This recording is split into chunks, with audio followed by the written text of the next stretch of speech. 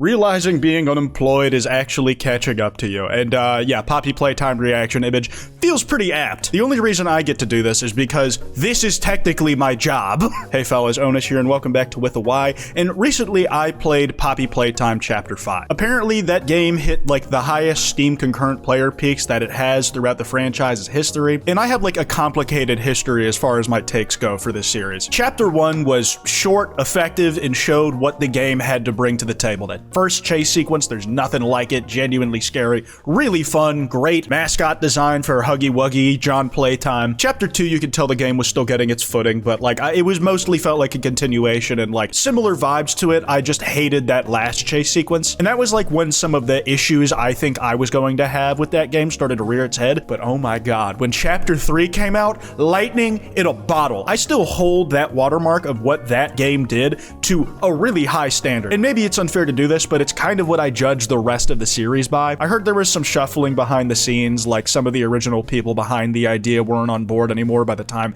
Chapter 4 came around. And I think a lot of people who are even fans of the series would say like Chapter 4 was a real low point. Like it was not very good. I couldn't bring myself to finish it because I was planning on doing it in 2 streams, and then at some point I decided, wait, I don't want to do a second stream. Chapter 5 comes along and I'm very happy to say that it's much better than Chapter 4. I was able to actually get through it, and there were moments in there where I was like, wow, this is really effective. Here's a full spoiler warning for those who don't want to get ruined on it. But that scene where you're playing as Huggy Wuggy in the memory machine and you're picking up the toys and then like putting them in meat grinders, very, very good. And like you just feel like a bad person, and you also get a feel for like what Huggy Wuggy's been fucking going through. Gee, I sound insane saying that sentence, dude. The way they characterized fucking Huggy Wuggy, that sounds like a joke you make about a Star Wars fan, dude. But like they actually characterize him, and as literal John Playtime, the face of the franchise, it's nice to see him get more play other than like just a recurring villain that like pops up to try and kill you every now and then. That ending where like he finally gets to meet Kissy Missy again and then they just get fucking murked immediately, like that actually did pull at my heartstrings a little bit. My thing is like it just doesn't hit the highs of Chapter 3, and it's far from as consistent as far as like the puzzle pacing goes, for me at least. I think the pathing, not just in like that Lily Braids chase sequence, which I was really bad. I think the game has like pathing issues in general where it's like not entirely clear what puzzle it is you're supposed to be going for. Like a puzzle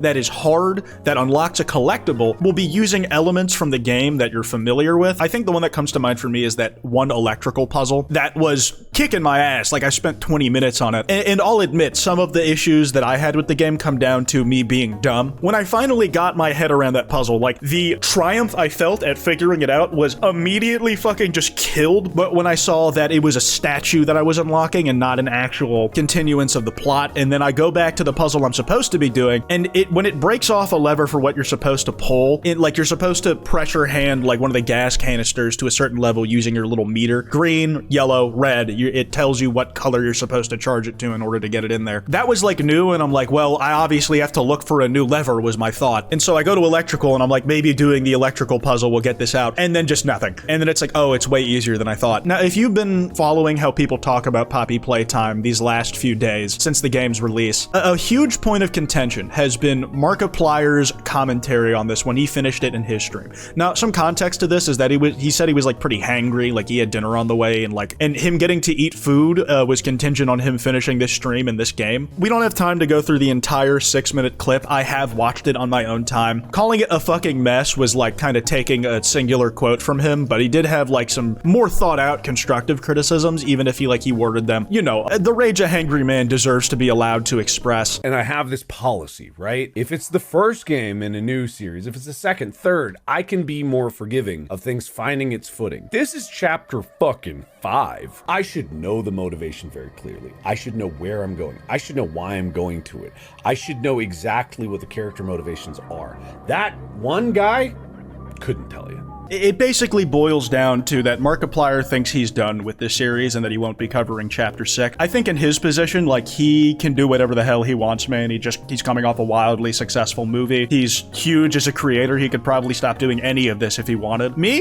When Chapter 6 comes out, bro, I got rent that month. I gotta do that shit. Still, while he may have, like, had pretty harsh, like, delivery, I am mostly in agreement with all the points he made, but I'm a lot softer on this game than he is, and I don't mean that in, like, oh, I'm trying to be nice nice. I mean in that I genuinely enjoyed the game more than him. We edited down the VODs of me playing this game a lot, and there was a lot of me complaining during playing, but I don't think it reaches anywhere near the frustration I felt with Chapter 4, which shouldn't be the bar, right? But there were like sections that I was genuinely like, oh, this is hard as shit, I love this. Like, I think the Lily Braids chase sequence is one of like the worst in the game. Not the worst, but it's pretty bad. But that prototype chase sequence I thoroughly enjoyed. Like, I felt like I was floundering and fumbling for a bit and that like things weren't entirely clear, but it gives you room to do that without dying, so I didn't feel like the tension from the scene was completely gone. I don't want this to just be like game discourse the whole time, because at the end of the day, I'm not a game dev and I don't really consider myself like a professional game critic by any means. A lot of these are just like my thoughts that I had while playing the game and that like got a little more formalized as I talked about it with people on Discord calls. I saw this one clip that was like duality of man, and it was comparing the reactions between Dako, shout out Oomphy, and Markiplier to the same scene, and there's context to why both of these guys reacted in this way, but who the fuck cares, dude? We're here for a funny time.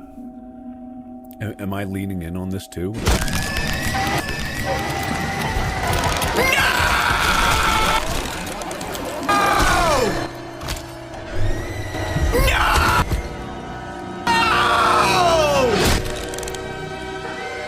The joke has been made a lot that Posture Spec is in the video game, no way. And of course, it's his fucking favorite design in the game. He's got bias. But also, that said, I'm in agreement with him. I really like the prototype design, even if it was pretty obvious it was meant to be something else earlier. With Markiplier in mind, I'm not going to show this person's name because I don't want to blow their spot up. I don't know who this is, and I think they were probably just doing this in like a fit of passion about a series they really care about. And like, it sucks to see someone trashing a thing you like, man. I don't blame you for like having that reaction. I just think this Notes app screenshot was a tad unnecessary. I don't believe Mark's attack of the game is valid because it's coming from a total lack of brain activity. Like, if you go further down in this post, it like talks about how Markiplier is like not using his brain while solving puzzles. But like, this is the thing. I think there's a lot of criticisms that creators will make of this game that and the average player is not going to be able to relate to, which is fair, because like it's much easier to get frustrated with something that you're stun locked on if you're quite literally splitting your brain activity between like being entertaining and just focusing on a game. If Poppy Playtime Chapter 5 was something I'd spaced out over the course of like a few days or a week, and I played like maybe 30 minutes to an hour a night like I do a lot of games, I'm just playing for myself. If I got frustrated with a puzzle, I just put it down. Honestly, that is how you should do these things, man. Like, it's supposed to be an escape on some level from like the bullshit you got going on in your actual life. And if it's not like bringing you that joy that is supposed to be inherent in like consuming this media, then maybe you put it down for now, maybe you don't come back to it, and that would be the end of it for you. Or maybe you want to pick it up again. But I'm putting the full post here so you can read it out if you want, but it's a lot of those kind of arguments that like Mark wasn't thinking hard enough like when he was doing this shit, and that there's very obvious stuff he missed. I didn't watch the full stream, so I can't attest to all of that. But closing it out with, again, Mark proves he isn't smart enough for Poppy Playtime!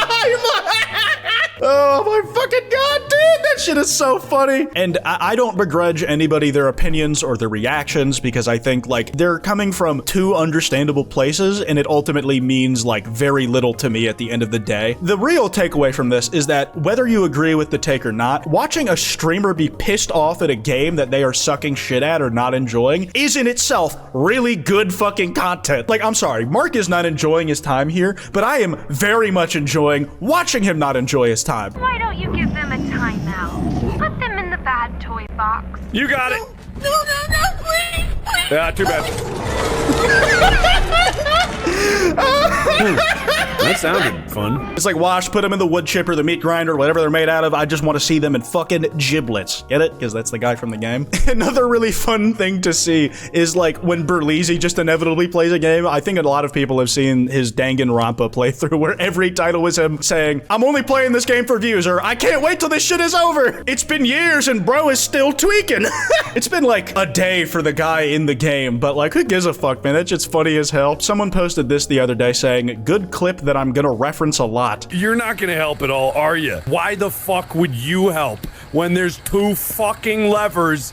I get to do fucking both of them, cause you didn't do jack shit this whole fucking game? Why are you here? You can't deny there is something really entertaining about like a grown man on a face cam just yelling at a plush. Like Giblet over here is covered in blood, bruised and battered, scarred from head to toe. Lord knows what he's been through like before we decided to saunter our ass down inside the playtime facility. And Mark is like, what the fuck do you even do? What's your fucking deal, man? I fucking hate you. Oh my god. Like, I'm sorry, I don't have a lot of stake in the discourse around this game. I have my own opinions on it. I'm into it enough to check out Chapter 6 beyond it just being something that will, like, get views. Like, I'm literally talking about Chapter 5, like, on and offline with people. It's like a mutual interest. But, like, this is all just so absurd, man. I don't think you should be getting, like, flailed over the back for this too crazy. Like, you can disagree with him, even disagree with him strongly. Because at the end of the day, a guy's opinions on an individual piece of media are not like sins you need to put onto yourself. It shouldn't detract from your enjoyment of the game, and I get the need to defend it. Like, unfortunately, to some extent, discourse on its own is fun, but only so long as you, like, let it be fun. Like, I like power scaling because it's arguing about bullshit that doesn't matter, but, like, I can still do that passionately to, like, a limit, right? Like, there are certain types of topic where if you feel yourself getting too heated, you might want to disengage. Hell, even topics that are, like, really important to be engaged with, getting too heated it's not going to do a lot for your ability to argue on behalf of it. So even then, you might want to disengage and reassess. I've certainly made the mistake of not doing that before, and it's hugely embarrassing when you do, and I have no small amount of shame when it's happened. Apologies to those involved and all affected. That's all I got. I'm gonna wrap it up here. Thank you to Koei Tecmo for sponsoring this video. Be sure to check out Nioh 3 at the first link in the description. Anyways, piss off.